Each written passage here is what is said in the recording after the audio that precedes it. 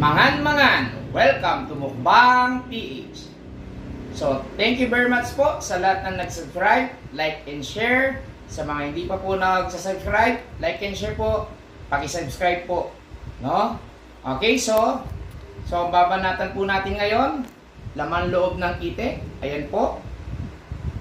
Atay, itlog. Meron din po tayong fried chicken. Meron din po tayong saging na saba.